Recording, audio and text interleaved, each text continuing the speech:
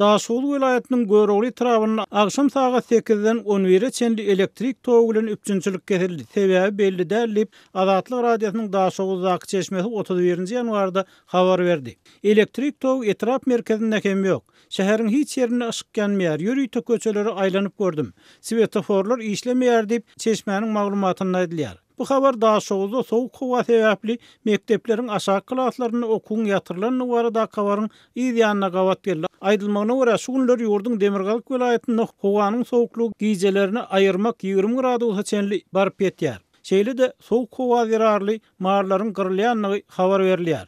Daşoğlu'da howanyň aşa sowgamagy, şol wagtda gaz, elektrik geçirjileriniň ýyllar boýy täzelenmezligi netijesinde dören problemalary asly Daşoğlu'da häzir Awstriýada ýaşaýan hukuk goraýjy Farid Tuhpatulyn hem tasdikleýär. Да, мы получаем информацию не только из Ташауза, особенно вот сельской местности. Biz diňe Daşoğlu'dan näl, o ýerlerinden hem maglumat alýarys. Ol ýerlerde infrastruktura bir ýam sanadan çykdy. Sowet ýyllarynyň bäri köp ýerde hiç zat bejerilmedi. Onsoň bu ýagdaý elektrik, gaz üçünçüligi meselesinde köp problemalaryň toplanmagyna alyp geldi diýip Tuhpatulyn Azatlyk radiosy bilen telefon söhbetdeşligini aýtdy.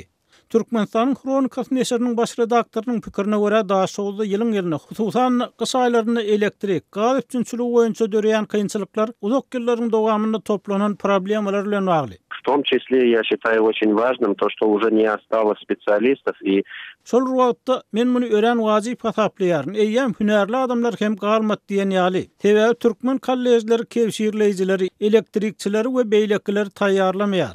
Köne kadrlar bolsa ya gittiler ya işten çykdylar diýip hukuk goraýjy aýtdy. Onuň pikirine görä hatda bu işleriň hemmesi gaýtadan gornalan, dikeldilen ýagdaýynda hem ol işleri ýerine ýetirip biljek adamlar häzir juda az. в то же время, как я повторяю, нет никакой стратегии местных властей. Şol wagtda gaýtalap aýdýaryn. Yerli häkimetlerde bu ulgamlary ilaty suw, gaz we elektrik bilen üpçün edýän infrastrukturany dikeltmek, gaýtadan gurmak boýunça hiç bir strategiýa ýok diýip Tuhpatulyn pikir edýär we bu ýagdaýyň ýene ýyl-ýyldan yaramazlaşmagynyň mümkinligini saklaýar.